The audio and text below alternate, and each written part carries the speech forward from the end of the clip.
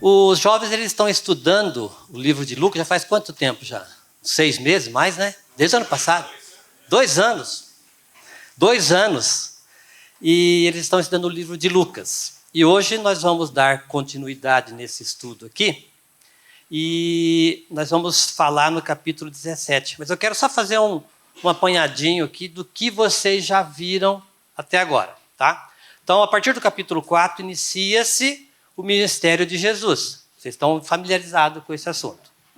Aí nós vemos uma sequência de ensinos, de curas, de milagres, de parábolas. Nós temos a pesca maravilhosa.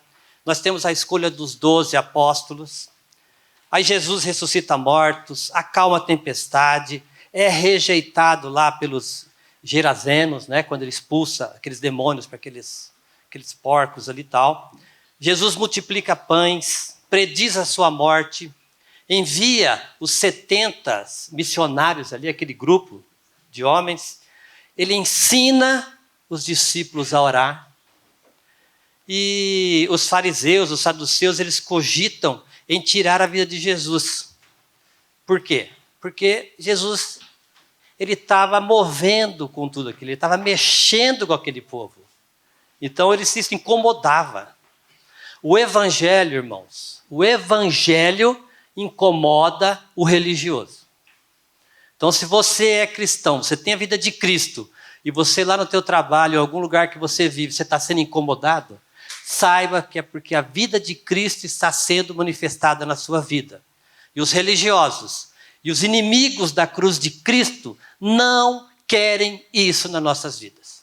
Eles não querem que a vida de Cristo seja manifestada, mas eles já foram derrotados. E nós podemos glorificar a Deus aonde nós estivermos. Então, glória a Deus por isso.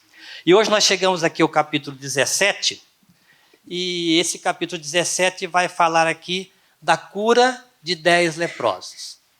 Então, vocês também já devem ter lido esse texto, mas nós vamos caminhar um pouquinho nessa porção, que é do verso 11 ao verso 19. Todo mundo abriu aí? Dá um tempinho para vocês. Lucas 17, de 11 a 19. Quem trouxe Bíblia aí, levanta a mão. Opa, é isso aí, irmãos. É a espada. Nós não podemos ir para a guerra sem espada. A Bíblia tem que estar nas nossas mãos, aí no tablet, no celular, na letra escrita no papel, mas também na nossa mente e no nosso coração. É isso? Porque quando nós somos atacados, quero trazer à memória aquilo que pode me dar esperança. Meus queridos, o que pode dar esperança para nós nesse mundo? O que pode? Somente a palavra de Deus. Nós não temos onde encontrar esperança à falta da palavra. Então eu vou ler aqui com vocês, do verso 11 ao verso 19. Então vocês acompanham aí. De caminho para Jerusalém, passava Jesus pelo meio de Samaria e da Galiléia. Ao entrar numa aldeia, saíram-lhe ao encontro 10 leprosos, que ficaram de longe e lhe gritaram, dizendo: Jesus, mestre, compadece-te de nós. Ao vê-los, disse-lhe Jesus: ide e mostrai-vos aos sacerdotes. Aconteceu o quê? Indo eles, foram purificados. Um dos 10, vendo que fora curado, voltou, dando glória a Deus em alta voz, e prostrou-se com o rosto em terra aos pés de Jesus, agradecendo-lhe, e este era samaritano. Então Jesus lhe perguntou: não eram 10 os que foram curados? Onde estão os 9? Não houve, porventura, quem voltasse para dar glória a Deus, senão este estrangeiro? E disse-lhe: levanta-te e vai. A tua fé te salvou. Vamos orar? Paizinho querido, essa é a tua palavra. E nós carecemos da revelação do teu Santo Espírito. E nós pedimos que nessa noite, Senhor, o Senhor fale com cada um de nós, Senhor. Que o Senhor traga essa porção e esse entendimento sobre essa palavra do que o Senhor quer tratar com cada um de nós. Faz isso para que Cristo seja glorificado. Nós pedimos em nome de Jesus. Amém. Então eu vou falar um pouquinho sobre cada versículo, você vai acompanhando aí na sua Bíblia. No verso 11, de caminho para Jerusalém passava Jesus pelo meio de Samaria e da Galileia. Nós sabemos que os recursos naquela época eram complicados, né? Então uma viagem, ela era demorada. Se nós pensarmos que Jesus estava saindo de Nazaré, sua cidade, ali na Galileia local que ele ficava, até Jerusalém, se você ver lá no mapa, vai ser mais ou menos 180 quilômetros. Então, qual que eram os meios que eles tinham ali de locomoção? Barcos, né, por onde dava para ir por rio. Eles tinham os jumentinhos, ou quem podia um pouco mais, tinha carruagem. Esse era o meio que eles tinham, gente. Então, 180 quilômetros naquela época, dizem que uma jornada de um homem era em torno de 30 quilômetros por dia, naquela ocasião. Lembra que não tem asfalto, né? Não tem iluminação, não tem posto para você parar e tomar uma água gelada, não tem tênisinho com suspensão, né? Esse negócio de amortecedor, que essas coisas que tem aí. Era chinelão, poeira e, pernas para que te quero, né? Então era complicado. Você imaginar 180 quilômetros daqui a Campo Mourão, você ia a pé. Hoje, dá para fazer em quanto tempo aí de bicicleta, Cristiano? 180 quilômetros de bicicleta, você faz em... Eu fui uma vez para Telêmaco. Telêmaco dá mais ou menos essa distância. 14 horas de bicicleta no asfalto. 14 horas de bicicleta no asfalto. Agora você imagina naquela época, 180 quilômetros. Então era um trajeto complicado. Entendeu? Só para nós termos aqui a ideia. E outro detalhe, nós sabemos que os judeus, eles eram separatistas, né? Podemos usar isso. Eles não gostavam dos samaritanos. E para encurtar essa jornada, eles tinham que passar por meio de Samaria. Só que muitos judeus não faziam isso.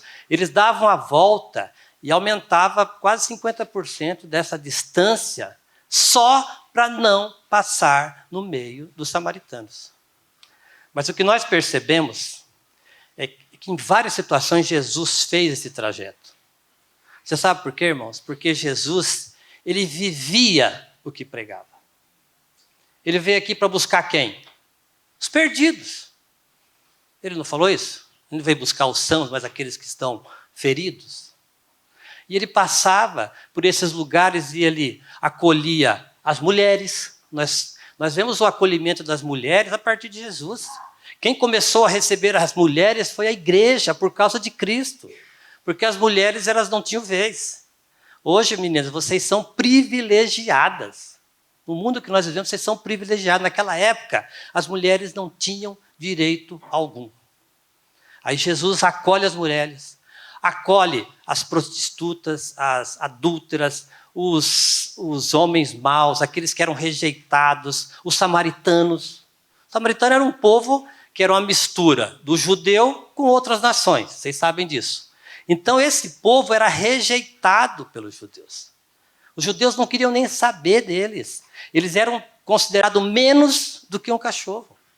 Só para vocês terem ideia de como era a situação naquela época. Mas Jesus, como ele vivia aquilo que ele pregava, ele não se importava em se encontrar com esse povo, em acolher esse povo, em estender a mão para eles, em socorrê-los. Irmãos, Jesus não veio aqui para fazer milagre, não. Ele não veio aqui para curar cego, para curar leproso, pessoas com a mão ressecada, ressequida, aleijado, para ressuscitar morto. Ele veio aqui para ir para a cruz, para morrer em nosso lugar. Mas ele nunca se negou a estender a mão para aquele que precisava e aquele que o procurava.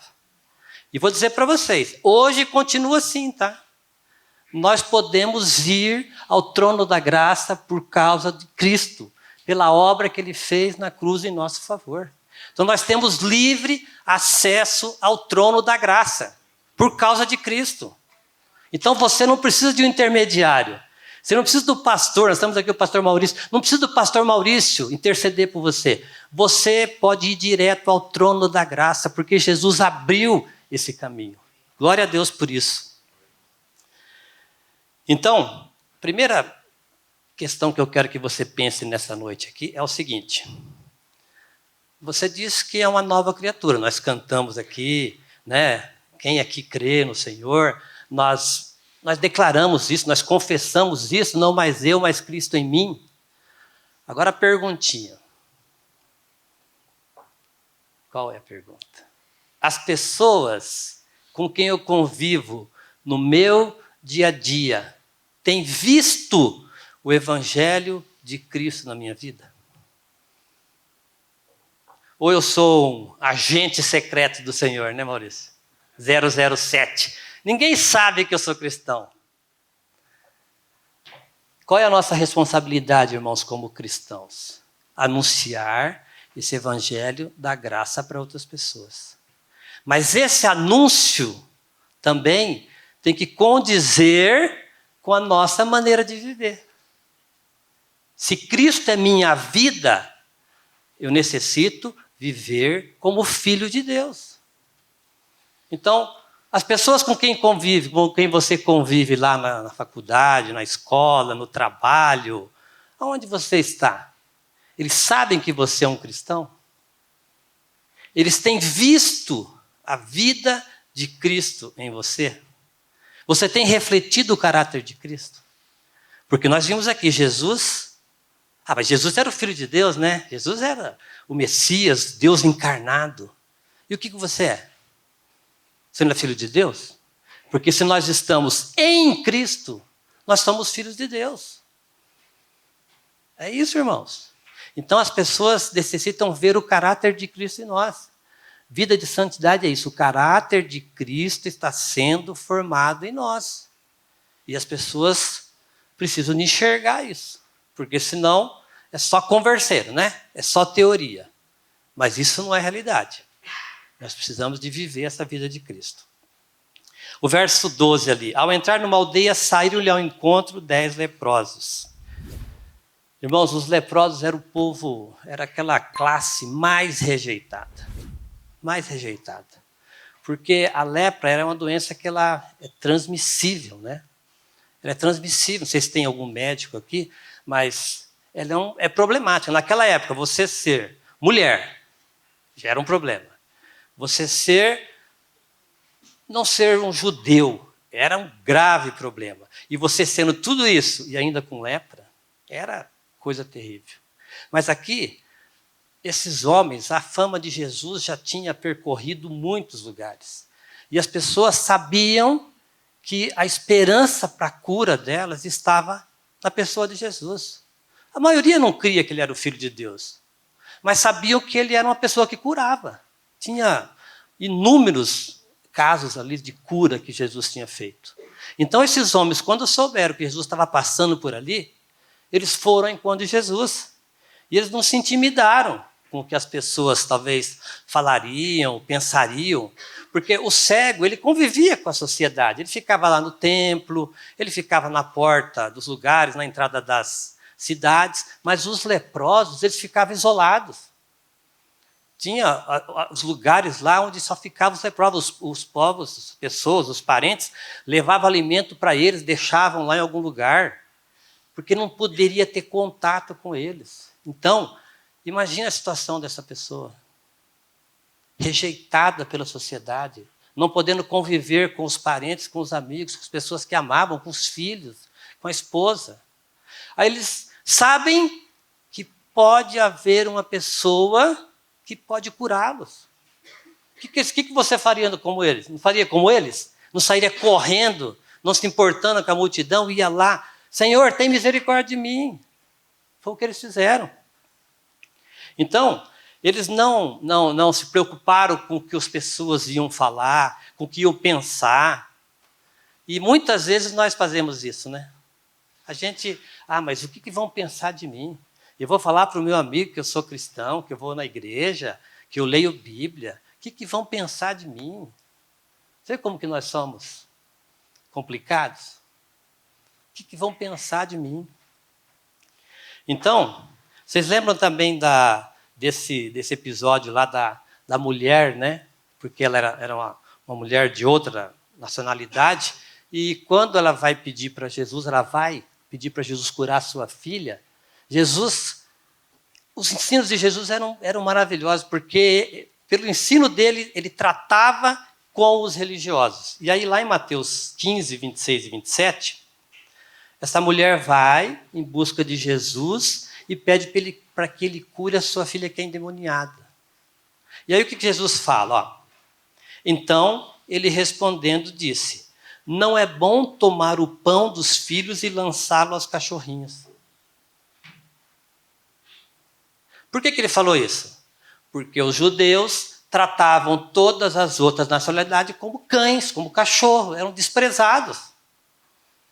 Irmãos, nós precisamos ter cuidado com as nossas atitudes também, porque às vezes, porque nós confessamos que somos filhos de Deus, para a gente não cair nem correr nesse erro de menosprezar o outro, menosprezar a crença dele ou aquilo que ele fez. O que nós precisamos de fazer é anunciar Cristo.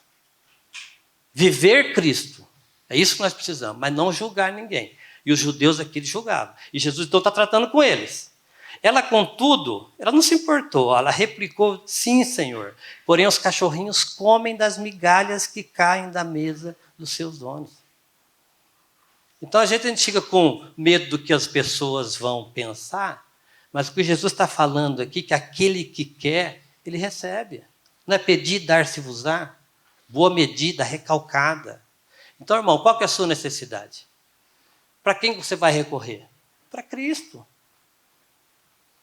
Nós somos o povo mais privilegiado da terra, porque nós temos a quem recorrer, irmãos. O mundo por aí, os jovens que estão por aí, muitos, a maioria não tem esperança. Nós temos a esperança, porque nossa esperança está em Cristo Jesus. É isso que importa, irmão. Enquanto tantos estão por aí nas drogas, na bebida, em tantas coisas que são contrárias a Deus, nós estamos reunidos aqui para glorificar o Senhor. Glória a Deus por isso. E o verso 13 vai assim. Saíram ao encontro os 10 leprosos que ficaram de longe e lhe gritavam dizendo, Jesus, mestre, compadece-te de mim. Então, esses homens não se importaram com o que a multidão ia pensar deles. Mas eles queriam a cura. Eles viram que a única opção de cura para eles era Jesus. Hoje, com a medicina avançada, não sei se tem alguns estudiosos aí, alguns que estudam medicina ou farmácia e tal, hoje é fácil de identificar esse problema, a hanseníase, e é fácil o tratamento. De 6 meses a 1 ano a pessoa é curada. Mas naquela época, irmãos, não tinha solução. Não tinha solução. Você sabe o que a lepra faz com uma pessoa? Todo mundo sabe? Quem não sabe? Todo mundo sabe? Que bênção. Você não sabe, eu também não sabia, não. Não sei muita coisa. Mas é o seguinte, a lepra ela é uma doença, começa com uma mancha branca, e se não tratada, ela vai degenerando a carne da pessoa e vai corroendo. E a pessoa começa a perder as partes do seu corpo. A mão, o dedo vai virando, a carne vai saindo. Por isso que a gente vê naqueles filmes que eles usavam muitas faixas, panos, para cobrir. Então, se aquela lepra era no rosto, o rosto da pessoa era corroído, comido. Por isso que eles tinham que ficar separados, eles tinham vergonha, não podiam se misturar com as pessoas. Essa que é a questão. E eu quero dar um testemunho pessoal para vocês. Eu tive um câncerzinho de pele aqui na orelha, que é benigno, mas tive que fazer um tratamento. E aí teve que fazer um enxerto e tal, e fez aqui na orelha e tudo mais. Fiquei com curativo lá uns 10 dias. E quando eu tirei esse curativo, eu confesso que eu assustei. Porque o negócio é feio, gente. Uma ferida feia, um negócio estranho. E o que mais me traumatizou naquele momento foi porque eu perdi um pedaço da orelha. Eu não sabia. O médico falou que ia fazer o tratamento, que era simples, realmente não foi nada assim muito grave, né? Pontos e tal. Mas eu não sabia que eu ia perder um pedaço da orelha. E aquilo me levou para uma depressão. Eu cheguei em casa, do dia que eu tirei os pontos lá, o curativo, e quando eu olhei no espelho e vi aquela situação lá, eu fiquei abalado. E sim, e Satanás ele usa essas coisas para nos atacar. Ele quer nos tirar do centro da pessoa de Cristo. Ele quer tirar os nossos olhos de Cristo. E às vezes a gente coloca o pezinho lá e ele puxa o laço. E eu fiquei numa batalha ali, das 6 às 7, até eu falei, nós tínhamos o estudo na segunda-feira, eu falei para a Rúbia, eu não vou no estudo, porque eu estava muito down, muito para baixo, e eu tinha que pregar domingo lá na igreja, e eu falei, eu vou ligar para o Wildo e vou falar que eu não vou pregar. Olha como Satanás é astuto. Olha como ele lança os seus dardos inflamados sobre a nossa cabeça. E eu fiquei naquela tristeza ali, fui lá, tomei banho, chorei. Mas o Senhor, por isso nós precisamos do contato com a palavra, irmãos. Por isso nós precisamos da palavra de Deus, porque ela é que nos anima. O Espírito traz à nossa memória aquilo que nós temos aprendido na palavra. Aí veio o texto de Salmos 42, quero trazer à memória aquilo que pode me dar esperança. Não, isso aqui é Lamentações de Jeremias. Mas o Salmo 42 diz assim, por que estás abatido, ó minha alma? Por que te perturbas dentro em mim? Espera a Deus, pois ainda o louvarei, o Deus meu e Senhor meu. Espera em Deus. Aí eu estava escrevendo esse estudo aqui, e eu fiquei pensando, eu estou aqui, cabisbaixo, derrotado, por causa de um pedacinho de orelha. Agora, eu estou querendo trazer isso para vocês aqui. Você imagina a situação dessas pessoas, desfiguradas, rejeitadas pela sociedade, não podendo conviver com ninguém, mas eles enxergam a esperança de ir até Jesus. E o que eles fazem? Eles vão, porque eles depositam toda a sua fé naquela pessoa. E como eu falei, Jesus não se preocupa se você está interessado, se o seu interesse é desvirtuado da vontade dele. Quantos ele sabia que ia voltar? Ele sabia que um ia voltar. E quantos ele curou? Os 10. Então, meu irmão, não fique... Se as pessoas falarem para você, larga disso, larga a mão, e desse Jesus, dessa história de igreja, de estar lá, perder seu sábado, isso são o inimigo, os dardos inflamados do inimigo que querem nos tirar do Senhor. Então, fique firme na palavra de Deus. Então, qual que era a situação desses homens aqui? Rejeitados,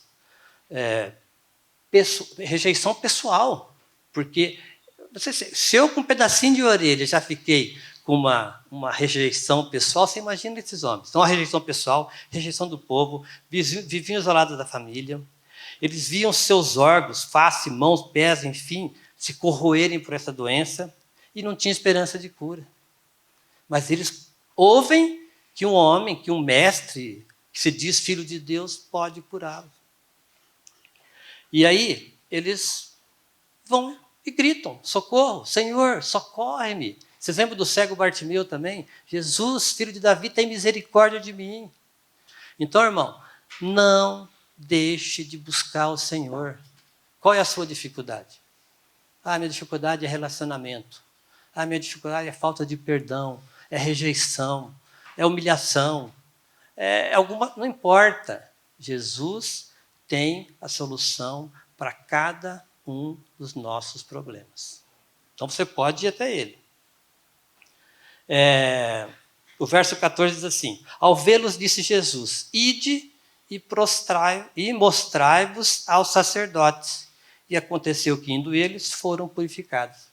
Lá na lei, lá em Levítico, como funcionava? Se a pessoa estava infectada, tinha pego essa doença, ela ia, se apresentava ao sacerdote, o sacerdote examinava e falava, isso é lepra, você vai ficar agora isolado. E quando ocorria dessa doença ser sarada, curada, ele tinha que de novo se apresentar ao sacerdote, o sacerdote examinava, e aí o sacerdote liberava essa pessoa para voltar a conviver no meio da cidade, no meio do povo. E o que Jesus fez? Jesus veio aqui cumprir a lei. Jesus não deixou de cumprir nenhuma vírgula da lei. E o que ele fez aqui? Ele podia simplesmente curar eles e falar, vai embora para a tua casa. Não, mas ele falou, vão e se apresentem aos sacerdotes. E esses homens foram. Olha que interessante. Eles creram na palavra do Senhor e foram. Vocês lembram de um outro episódio que aconteceu alguma coisa parecida assim? Primeiro milagre. Jesus está lá na festa, a mãe dele fala assim, ô filho, acabou o vinho. Mas mãe, não chegou ainda o meu tempo.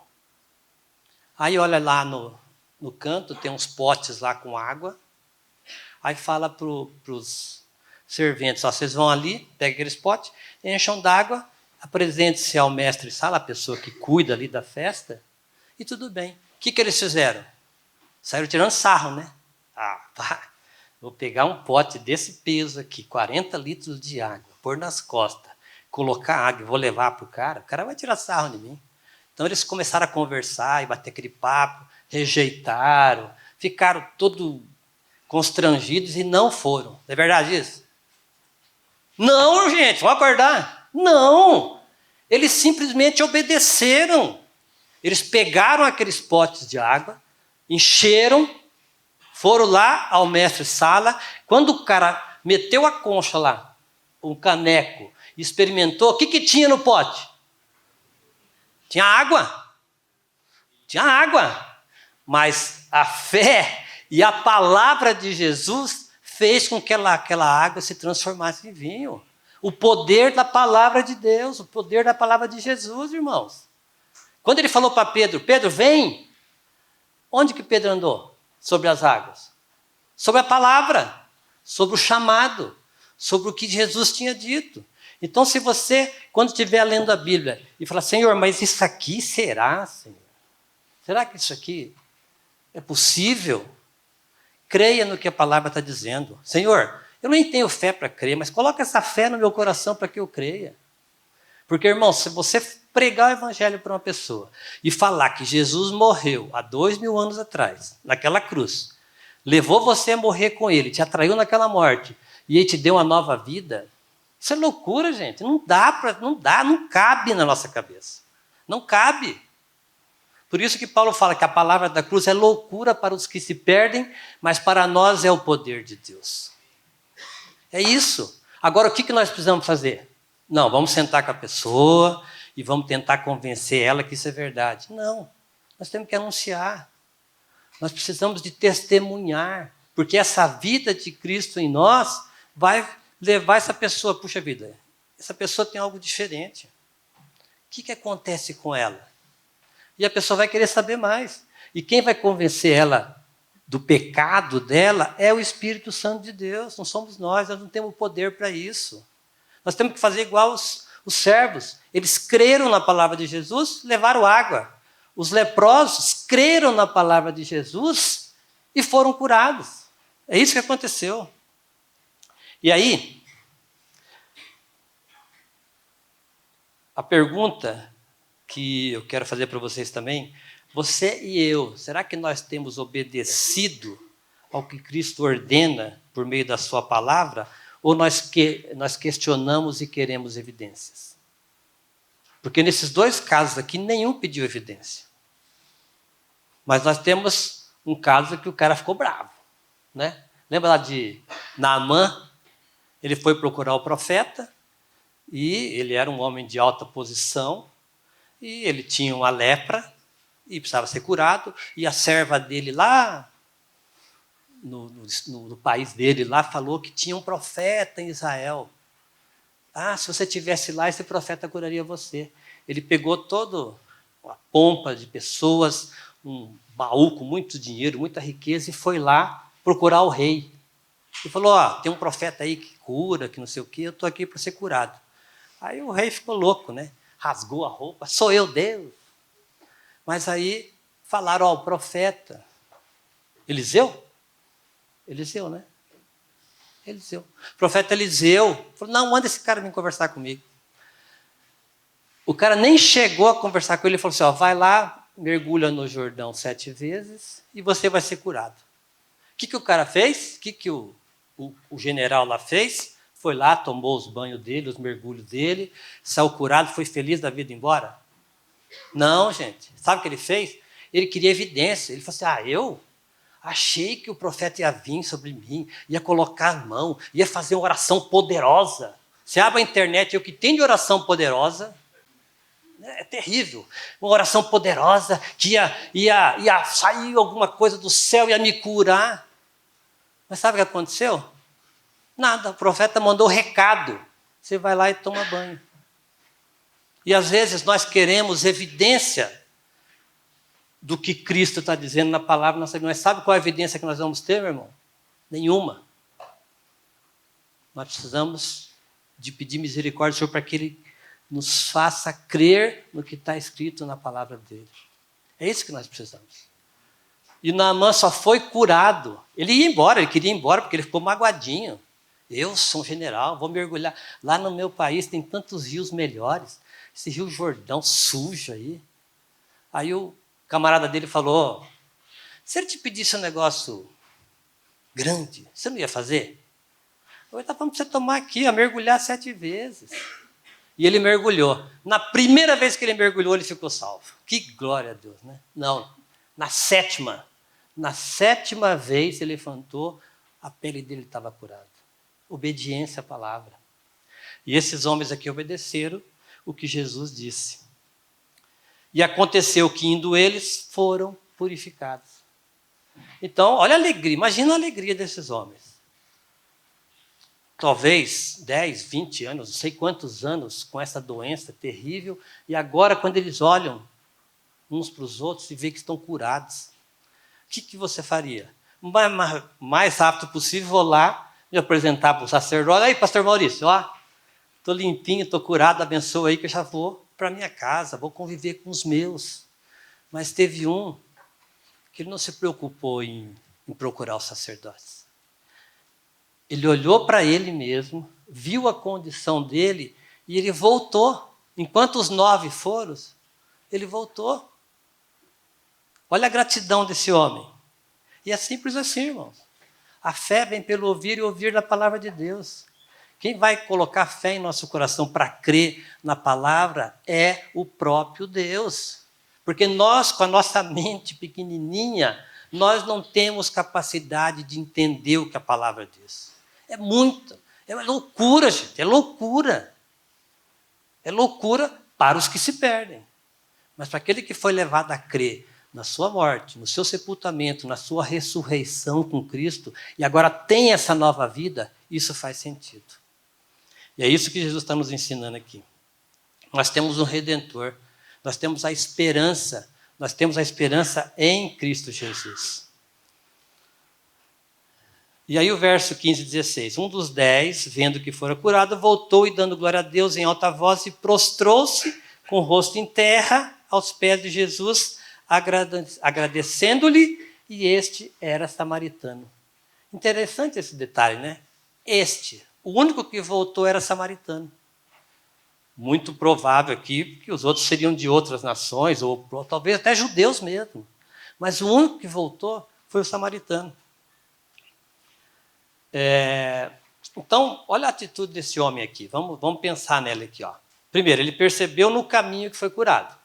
Segundo, voltou dando glória a Deus, prostrou-se com o rosto em terra aos pés de Jesus, agradeceu Jesus e ele era samaritano. Não sei se vocês sabem, mas naquela época, a questão de você se prostrar diante de um ao outro é que você estava dizendo para aquele que você é pó e que o outro, ele era o soberano, ele era o Senhor. Então, esse leproso aqui, ele entendeu a sua condição. Ele entendeu que ele estava diante de um Redentor, do Senhor, do Criador dos céus e da terra. Aquele que tinha poder para curá-lo. Por isso que ele voltou dando glória a Deus. Porque ele sabia que aquele milagre ali não podia ser de uma pessoa que não viesse do céu. Que não tivesse uma obra para cada um de nós. Ele sabia disso. Ele creu nisso. Então Jesus perguntou para ele, não eram 10 os que foram curados? Onde estão os 9? Não houve porventura quem voltasse para dar glória a Deus, senão este estrangeiro? Porque onde Jesus estava, tinham muitas pessoas que o acompanhavam, multidões o acompanhavam. E aqui Jesus está questionando, não eram 10? Por que só voltou um? E ele destacando aqui um estrangeiro. Muito possível ele está falando ali para os judeus que estavam do lado dele. Olha aí, ó, os outros foram embora e esse aqui que vocês menosprezam é o único que voltou para glorificar a Deus. Jesus, então, não só curou aquele homem, mas ele o salvou. Ele recebeu a sua salvação. Então, meus irmãos, o que eu quero resumir para vocês aqui nessa parábola é o seguinte: Jesus não veio aqui para curar. Jesus não veio aqui para transformar água em vinho, para andar sobre as águas. Ele não veio fazer isso. Ele veio aqui para morrer na cruz em nosso lugar. Para morrer na cruz em seu lugar, em meu lugar. Para nos atrair na sua morte, para nos dar uma nova vida. E é isso que nós precisamos de saber. Porque a partir do momento que eu sei que isso é uma verdade, como diz Isaías 43, nós precisamos de saber disso. Que Jesus veio aqui para salvar o pecador. Paulo fala assim, até que eu sou deles, eu sou o principal. E cada um de nós aqui é um dos principais pecadores. E Jesus morreu na cruz por causa de você, por causa de mim, por causa de cada um de nós. Mas o bom é que ele não morreu sozinho. Porque o Jesus que morreu na cruz, todos conhecem. Todas as religiões admitem, todos sabem. Mas a obra que ele fez foi muito além de morrer na cruz sozinho.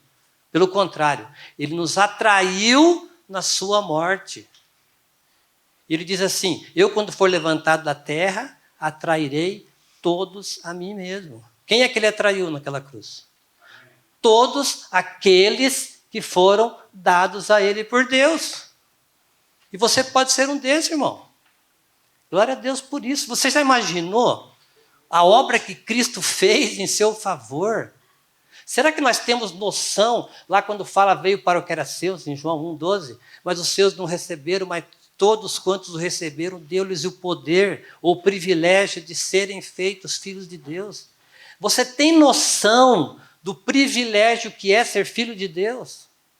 Eu acho que nenhum de nós aqui temos. O privilégio, agora eu sou um redimido, eu sou um amado de Deus. Eu sou um filho amado do Pai. Jesus morreu por mim. Porque se ele não tivesse morrido por mim e eu morrido com ele, você sabe qual que era a minha situação eterna? De separação eterna de Deus. Eu viveria eternamente longe de Deus. Mas agora em Cristo, porque eu estou em Cristo, eu tenho a promessa da vida eterna.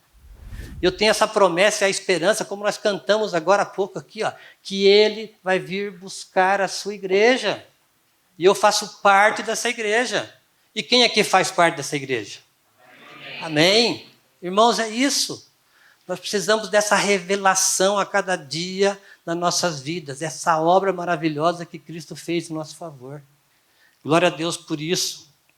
Então, eu não sei qual que é a sua situação, não sei se você é uma pessoa que já foi regenerada, não sei se essa obra, você já teve essa revelação dessa obra na sua vida, mas agora eu quero orar com você para que Deus faça isso, caso você não tenha. E se você já tem a certeza que não você vive, mas Cristo vive em você, glória a Deus por isso.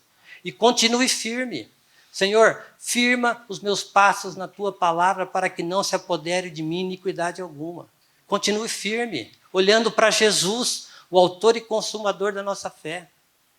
E se vamos então orar, abaixa sua cabeça aí, eu quero fazer essa oração.